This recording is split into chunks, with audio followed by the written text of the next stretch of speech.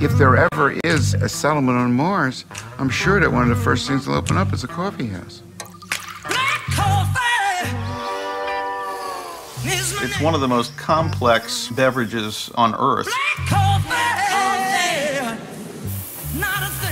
$2 for a cup of coffee. 1 cent goes to the coffee grower. Coffee is the second most valuable legal traded commodity on the face of the earth, after oil.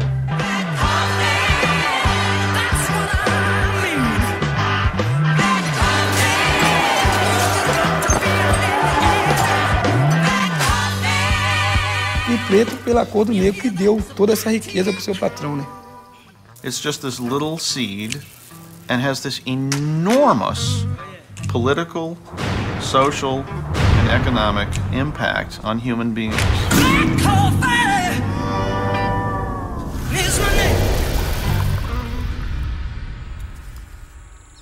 This is the epic story of a beverage that shares its birthplace with our earliest human ancestors.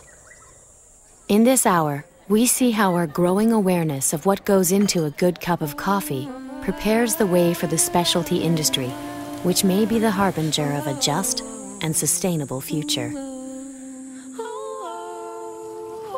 I walked into a Starbucks about a year ago. A little kid behind the counter. Hi, sir. Yeah, give me a regular. Regular what? Coffee. What flavor? Coffee flavored. Grande non-fat latte, 1 equal and whipped cream. Got a grande mocha Valencia. I have an iced grande caramel macchiato. You can get every other flavor except coffee flavored coffee. Latte. They got mochaccino, they got chocochino, frappuccino, cappuccino, rappuccino, al pacino. What the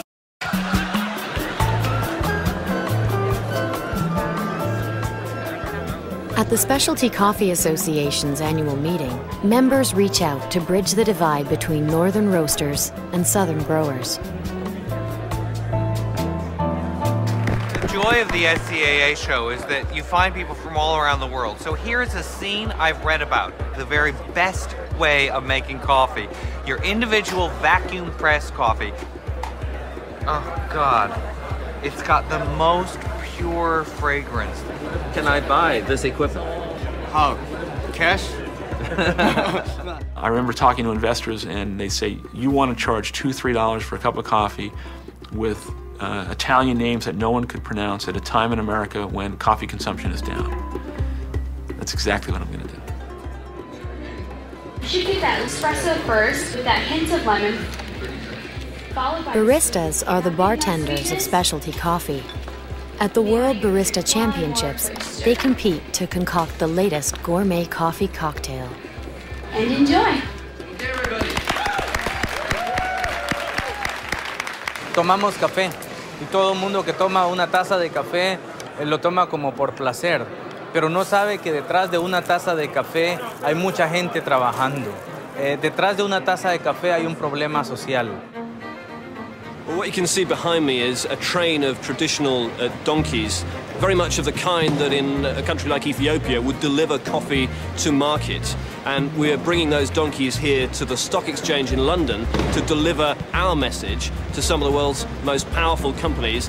We're saying to them it's time to ensure a decent price for the farmers who produce the coffee that we drink. Reaction against big corporate coffee sparks the specialty coffee revolution. A revolution that tries to do the right thing, while at the same time drinking fully from the cup of life. It really began with people who just wanted good coffee. All they wanted was a decent cup of coffee instead of the swill they were being given. But it did lead most of them to realize that in order to get good coffee, you actually had to go down and see how it was being grown, and you had to give people a better life while you were doing it. You had to pay them to make better coffee. And this spawned a whole group of fanatical, devoted followers. The whole 60s was an opening up to the world. We frankly had nothing but contempt for what came before us. It was a complete, total rejection of the coffee industry. New Maxwell House Western Blend gives you honest coffee pot flavor every time. You tasted this infernal coffee. And once you had tasted the good stuff, it was like two different worlds. And many years later, in '68, the whole specialty scene is born with Pete's. And this was almost like a religion. Pete's in Berkeley and Murchie's in Vancouver roast quality beans in their small shops. When three hippies with gourmet taste try the coffee, they're inspired to set out on a quest for the perfect cup. We had bought Pete's by mail from the Bay Area, had driven to Vancouver to buy coffee there. There were a few shops in New York. There was a little bit of the beginnings, or if you like, the end of the last specialty coffee business that provided the seeds for the next generation of specialty coffee. In 1971, Jerry Baldwin and his partners open a little coffee bean shop in Seattle's Pike's Place Market and name it after the coffee-drinking first mate in Moby Dick, Starbucks. It was instantly successful, and I became the person who was the roaster and the coffee buyer as we started to develop our own independence from Alfred Pete. And it just got in my blood. Thank you very much. Quality coffee is getting into a lot of people's blood, and the counterculture coffeehouse scene is about to be marketed to the world. Now since the brewing and the pressing of the caffeinated coffee bean, some pretty heavy hitters haven't hitten at the coffeehouse scene, like Albert Einstein and Edward Lloyd, Ginsberg, Picasso, and Freud. It's just a partial cast of friends from past who held the cafe in high esteem. And today the coffee house beats out of sight when the players get together for a hoot on a Monday night. You may see them walking in, oh, they got those whiskers on their chin, and talking that bohemian rag. Even at Starbucks, call it revolution, it's clearly evolution, and talking that bohemian rag. I joined Starbucks in 1982 when we were opening our 4th store, believe it or not. The epiphany for me, though, was when I was actually sent by Starbucks to Italy and became enamored with the Italian coffee bar. The romance of the Italians and how they brought coffee to life, the theatrical presentation, the extension of people's homes. And I realized that despite the fact that Starbucks had done this wonderful job in educating people in Seattle about coffee, in a way they had missed what I thought was the most significant opportunity, and that was the romance of the beverage and creating a sense of community in the store. And since Starbucks only sold whole bean or ground coffee for the home, I raced back from Italy with this wonder in my eye about recreating the Italian coffee bar in my own image and bringing it to America. Back in America, Howard Schultz buys out Starbucks and opens 3 cafes a week in his own image. Jerry Baldwin chooses to stick with roasting and acquires Pete's. While in Canada, an unlikely coffee mogul is swigging cheap wine and living on the streets.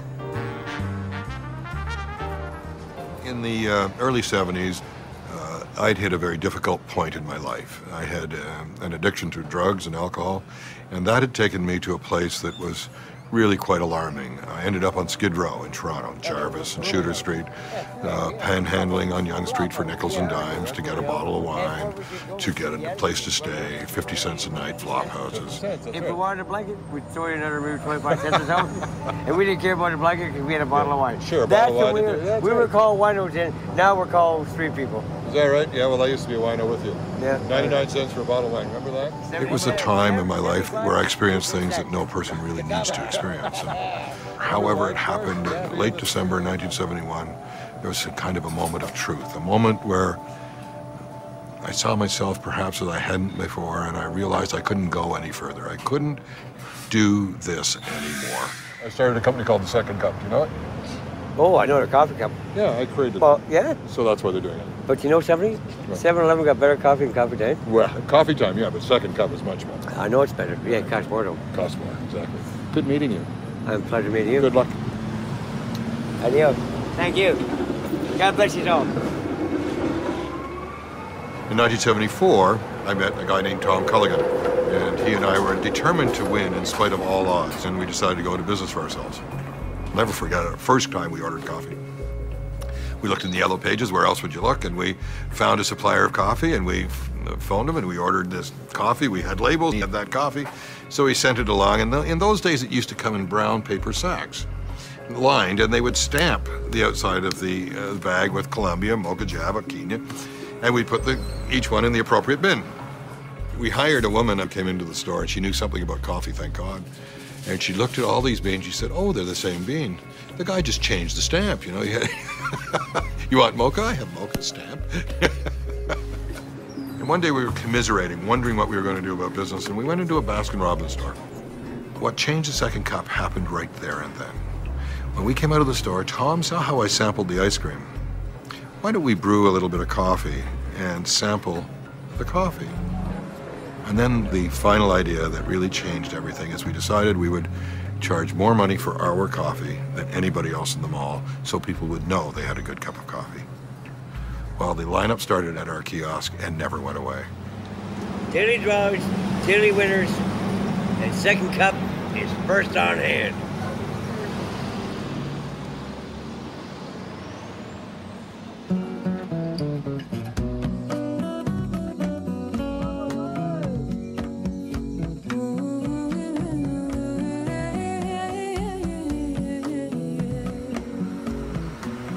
Charging the highest price in the mall means selling a quality bean, which is what brings specialty roasters to La Minita, one of the finest coffee estates anywhere.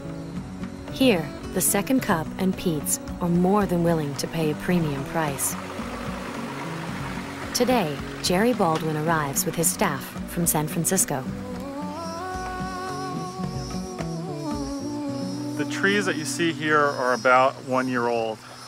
To get the seed stock to start off the coffee trees here in the nursery, what we do is we go around the farm and look for trees that we know have yielded very, very good fruit during the harvest. We take some of that fruit, like this one, and we pop the seeds out just like we would do if we were milling the coffee for preparation, and let it dry on the patio to the parchment state. And that parchment coffee then gets placed into one of these plastic pots, which is filled with a mixture of fertilizer and soil from the farm. It takes 2 or 3 years before they start to produce any fruit, and really 5 years until we're into full production.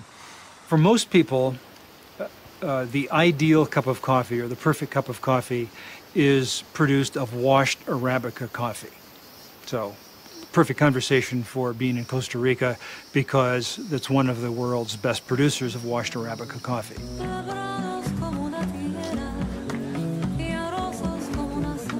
Costa Rica specializes in Arabica beans, and consumers seem eager to learn what makes them so different from the lowly Robustas.